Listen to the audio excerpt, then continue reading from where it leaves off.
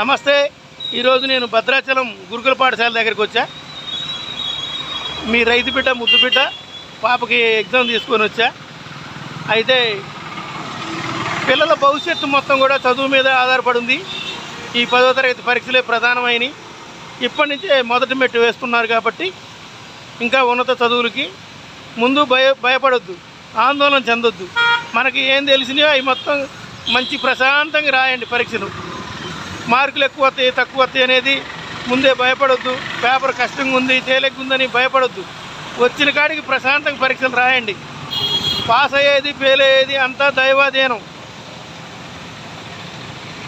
మార్కులు మీరు రాసేదాన్ని బట్టి వస్తాయి కాబట్టి భగవన్నామస్మరణంతో భగవంతుని మీద భారం వేసి మీరు ఖచ్చితంగా కష్టపడి చదివారు కాబట్టి ఆందోళన చెందొద్దు, భయపడొద్దు, ఇబ్బంది పడొద్దు. ప్రశాంతంగా పరీక్షలు రాయండి.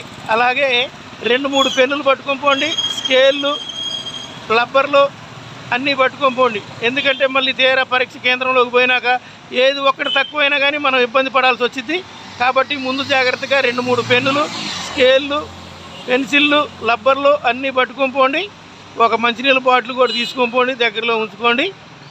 ప్రశాంతంగా పరీక్షలు రాయండి. అవసరమైతే ఇంకొక ఎడిషనల్ పేపర్ అంటారుగా, ఆ పేపర్ కూడా ఇంకోటి తీసుకొని మళ్ళీ రాయండి. అడగటానికి ఏం మొహమాట పడకుండా ఒక 2-3 పేపర్లు తీసుకొని వచ్చిన కాడికి ప్రశాంతంగా రాయండి.